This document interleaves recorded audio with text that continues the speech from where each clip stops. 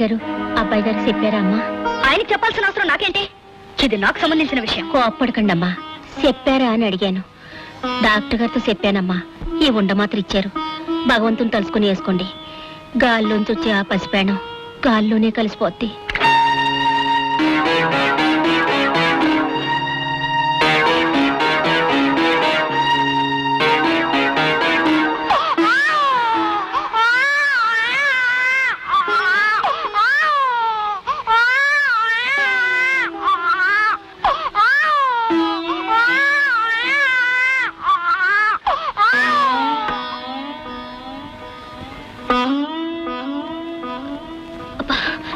కడుపులో తిప్పుతున్నట్టుంది. కడుపులో ఆ చీకట్లో సహలేక ఆ పసోడి ప్రాణం కొట్టుకుంటుంటే తల్లికి నీ కడుపు తిప్పకపోతే ఇంకెవరికి తిప్పుతాదమ్మా? పర్వాలేదమ్మా, ఆ పసిప్రాణం కళ్ళు మూసాక నీ కళ్ళకు కునుకు పడుతుంది. తలారా సాగు స్నానం చేసి హాయిగా పడుకోండమ్మా.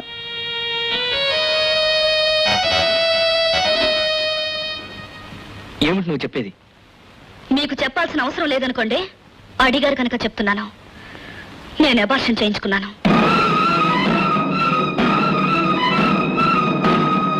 ఎందుకు చేసావా పని? ఎందుకు చెయ్యకూడదా పని? రాణి, పసిపిల్లలంటే నాకెంత ఇష్టమో నీకు తెలుసు. బాబాయ్ ఈ పిన్ని మనకి పుట్టబోయే బిడ్డ కోసం 1000 కళ్ళతో ఎదురు చూస్తున్నాను తెలిసి ఈ పని ఎలా చేసావు? మానవత్వం మర్చిపోయావు సరే, మాతృత్వాన్ని కూడా మర్చిపోవడానికి నీకు మనసులో ఒప్పింది?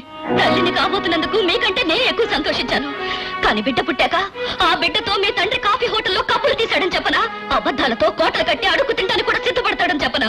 నా బిడ్డను చెప్పుకున్నది నేనే అయినా ఆ బిడ్డ చావు కారణం మాత్రం మీరే. ఈ సమాజంలో కోటీశ్వర్లు మాత్రమే బ్రతుకుతున్నారా?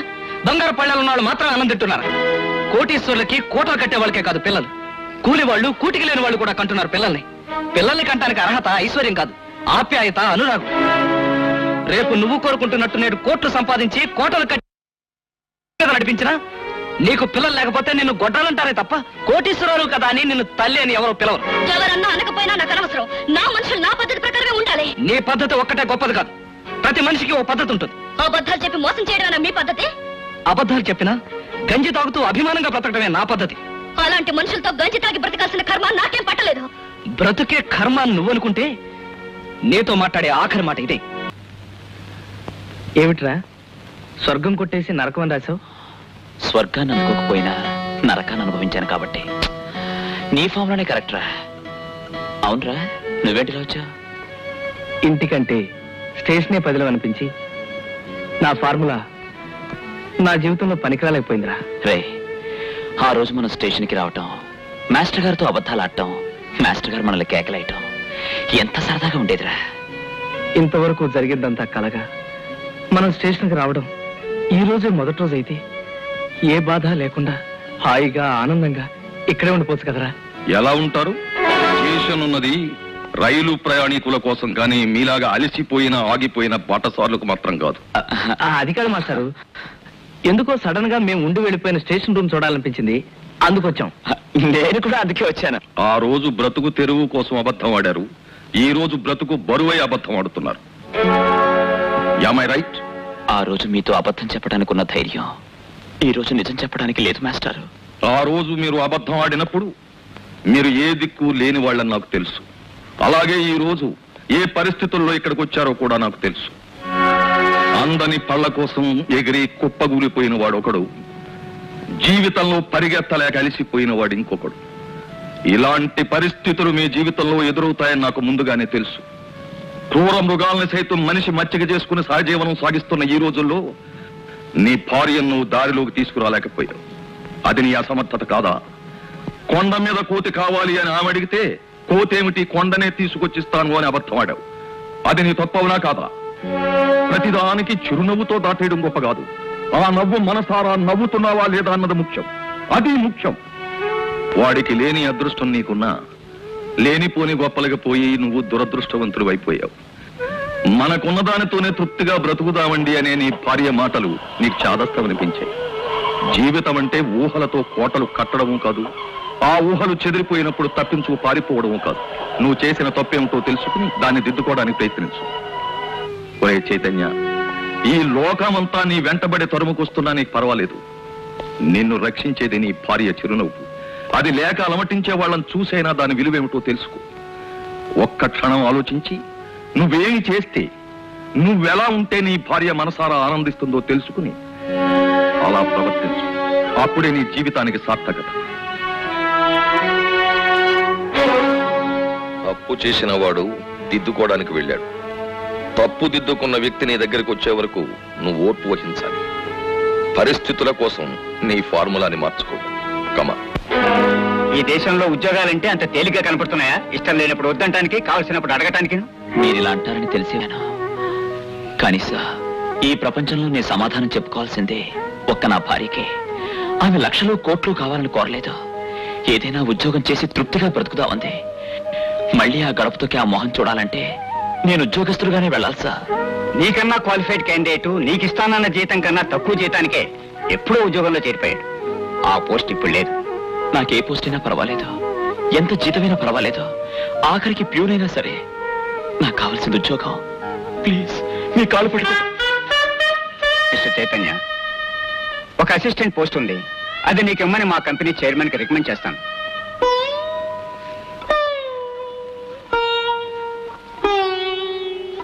పుష్ప,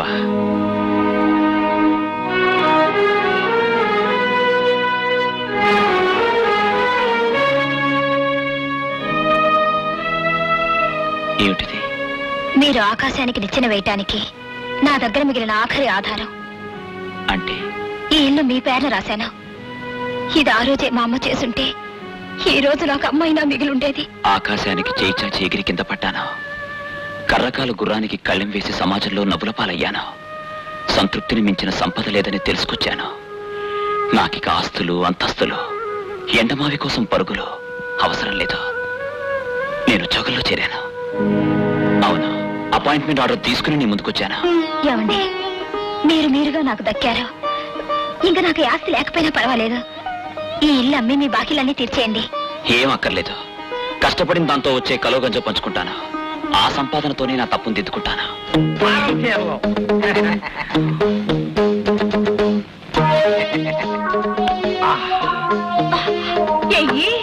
ఏంటి పొగరేలేదు, కొంచెం గట్టిగా అయ్యి. వాచిని సింగిల్ టీ కోసం వారం రోజులు పోటీ పడే మనం ఇవాళ పట్టపగలే ఇసుకీ తగ్గే లెవెల్కి ఎదిగాము.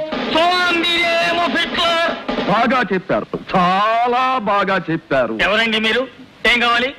ఇక్కడ భవానీ, శంకర, రామలోహియా, తిలక్, హిట్లర్ ఎవరు? మేమే. మీ పేరు? చెంగిజ్ ఖాన్. చెంగీజ్ ఖానా? అంటే హిట్లర్ కన్నా గొప్పవాడు అన్నమాట. హిట్లరు కన్నా, ముసోలిని కన్నా, చాణుక్యుడు కన్నా, ఔరంగజేబు కన్నా గొప్పవాడు. అయితే నమస్కారం. ఇక్కడ దెబ్బల సుబ్బమ్మ, గండ బేరున్నం కవి ఉండాలట. ఆ? ఇంతకీ మీరెందుకు వచ్చారు? ప్రపంచ దేశాలన్నింటిలోనూ చలామణి అయ్యే కరెన్సీని అచ్చుగుద్దించడానికి కాంట్రాక్ట్ తీసుకున్నాను. మీకు ₹1,00,00,000 ఇస్తాను. మీ ప్రెస్ లో అచ్చుగుద్దుతారా? కోటి.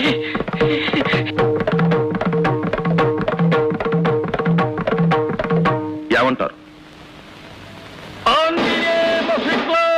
ఏమైంది?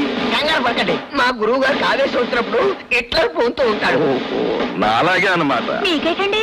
నాకు ఆవేశం వచ్చినప్పుడు ఆంజనేయ స్వామి పొంతాడు. అప్పుడు అంతా అంటించేస్తాడు. దిగిపోయాడు. హిట్లర్ దిగిపోయాడు. చూడండి, మీరు మాకు కోటి ఇవ్వనక్కర్లేదు. అచ్చు వేసినందుకు మీరు మాకు పార్ట్నర్షిప్ ఇవ్వండి. పార్ట్నర్షిప్ ఇచ్చినందుకు మేము మీకు అచ్చు వేసి పెడతాం. రిస్క్ మాది, రిజల్ట్ మీది. ఏమంటారు? హిట్లర్ గారు, పార్ట్నర్షిప్ కుదరదండి. ఎందుకంటే ₹1,00,00,000 సంబంధించిన విషయం. కావాలంటే ఆ కోటి మీద 10 లక్షలు ఎక్కువ ఇస్తాను. ప్రింట్ చేయండి. మీ యదోపనులు చేయడంలో చాలా రాడు తెలిపోయిన వాళ్ళమండి. అసలు ఈ ప్రెస్ ఎలా కొన్నా అనుకుంటున్నారు? ఒకటి దెబ్బేస్తున్నా. మిగతా పార్ట్నర్స్ సంతకాలు చేయించడానికి తీసుకొచ్చాను. సంతకం చేయండి.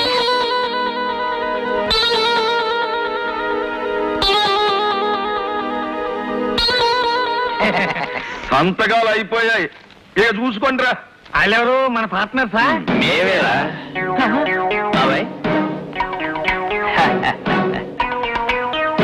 ఏంట్రా నన్ను మోసం చేసి కొత్త ప్రెస్ కొంటావా? అవును, నువ్వు పాత ప్రెస్ కొనుక్కున్నావు, నేను కొత్త ప్రెస్ కొనుక్కున్నాను. నీ రక్తంతో.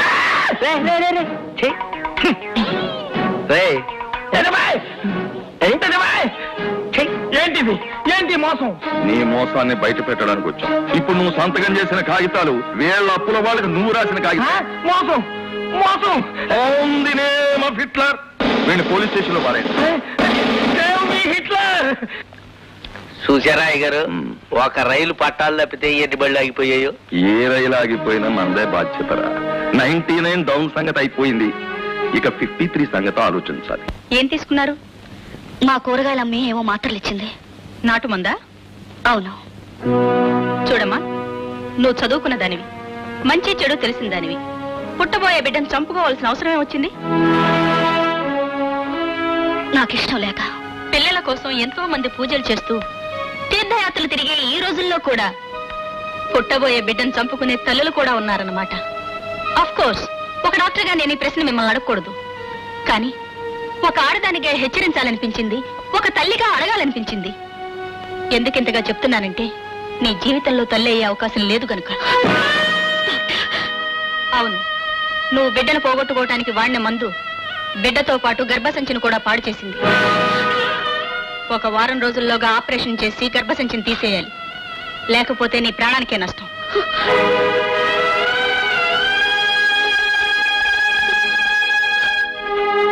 ప్రపంచంలో ఏ ఆడదైనా తల్లిని కావాలి అని తప్పిస్తుంది, తల్లి అయ్యాక తరిస్తుంది. నువ్వు ఆ మహత్తరమైన స్త్రీ ధర్మాన్నే మార్చివేశావు. ఆడది గుడ్రాలుగా విర్రవేగడమే గొప్ప అనుకునే నీలాంటి ఆడదాన్ని చూసి ఏ ఆడదైనా సిగ్గుపడుతుంది. నీకు అంతస్తులు కావాలి, ఆత్మీయత అక్కర్లేదు. హోదాలు దజ్జాలు కావాలి, భర్త అక్కర్లేదు, బిడ్డ అక్కర్లేదు, కాపురం అక్కర్లేదు. నువ్వు కోరుకుంటున్నట్టు రేపు రామారావు కోట్లాది రూపాయలు సంపాదించి నీ ముందు గుమ్మరించాడే అనుకో, అతను ముచ్చటపడే బిడ్డను ఈ జీవితంలో నువ్వు ఇవ్వగలవా? ఆ కోట్లు నిన్ను తల్లిని చేయగలవా? శ్రీకృష్ణుడు తల్లి దేవకి తనకు పుట్టిన ప్రతి బిడ్డను తన కంటి ముందే కంసుడు నరికేస్తాడు అని తెలిసి కూడా 8 గర్భాలు ధరించింది. తన సంతానాన్ని తన కంటి ముందే నరికేసే కిరాతకాన్ని చూసి ఆ తల్లి పోరున ఘోషించింది. ఆ తల్లి కన్నీరే ఈ దేశంలో నదులై ప్రవహిస్తున్నాయని చెప్పినా తప్పులేదు. అన్యాయాన్ని రూపుమాపడానికి ఒక దేవుడు పుట్టినా, అధర్మాన్ని కాలరాయడానికి ఒక మహాత్ముడు పుట్టినా అది స్త్రీమూర్తి సహనం. తల్లి కన్నీరే ఈ దేశంలో నదులై ప్రవహిస్తున్నాయని చెప్పినా తప్పులేదు. అన్యాయాన్ని రూపుమాపడానికి ఒక దేవుడు పుట్టినా, అధర్మాన్ని కాలరాయడానికి ఒక మహాత్ముడు పుట్టినా అది స్త్రీమూర్తి సహనం. కన్న తల్లి కడుపు చలవ. మరి తల్లిగా నువ్వు చేసిన పని? భర్తకు డబ్బు లేదని ఒక్క బిడ్డను కూడా మోయలేక చంపేసుకున్న తల్లి. నీలాంటి పాపిష్టి తల్లుల్ని ఎంతమందిని భూమాత మొయ్యాలి? ఎన్నిసార్లు తన గుండెలు బద్దలు చేసుకోవాలి? నువ్వే నాకు కన్న కూతురు అయి ఉంటే నువ్వు చేసిన పాపానికి బిడ్డలేని తండ్రిగా అతను శిక్ష అనుభవించకుండా రామారావుకి నా చేతులతోనే మరో పెళ్లి చేసేవాడు. అవును, స్టేషన్ మాస్టర్ గా మాట్లాడుతున్నాను. నేను సిగ్నల్ ఇచ్చిన రైలు క్షేమంగా గమ్యం చేరాలి అని కోరుకుంటాను. అలాగే నేను దారి చూపించిన మీ జీవితాలు కూడా సవ్యంగా గమ్యం చేరాలి అని తాపత్రయపడతాను. నేను ఇక్కడికి చెప్పడానికి వచ్చింది, వెళ్లే ముందు చెప్పేది ఒక్కటే. ఈ రోజు నుంచి రామారావు తన జీవితం గురించి ఏ నిర్ణయం తీసుకోవడానికైనా అతనికి హక్కు ఉంది. అతను ఏమి చేసినా అడిగే హక్కు మాత్రం నీకు లేదు. గుర్తుంచుకో.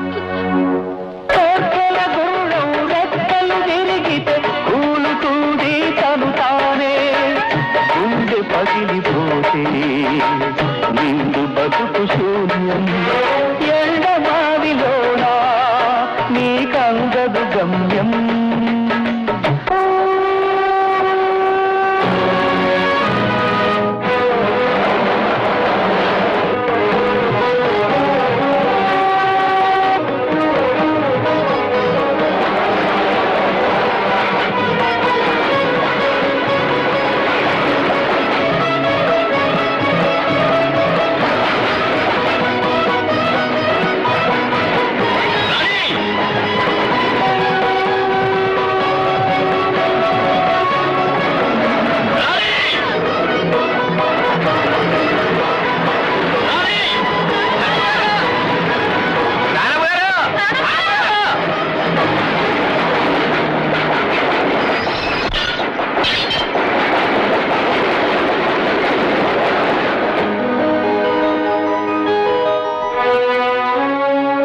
క్యాబిన్ లో ఉండగా భార్య పట్టాల మీదకి వెళ్ళినా ఏం పర్వాలేదు.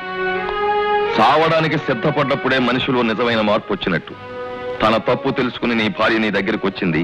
ఇంకా అవుటర్లో ఉంచడం మంచిది కాదు. బయలుదేరు.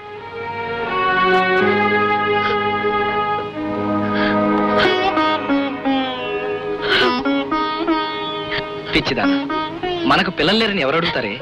నేను నీ పిల్లని కదా. ఏమిట్రా నువ్వు చెప్పేది?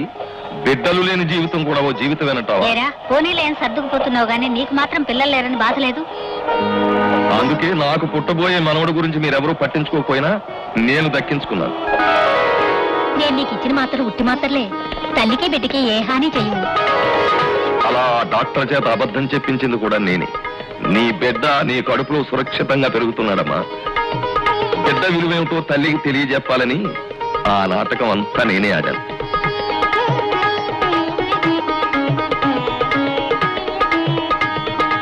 ఏమిట్రా అంత హడావుడిగా వస్తున్నారు? ఏమైనా జరిగిందా? ఏమీ జరగలేదు.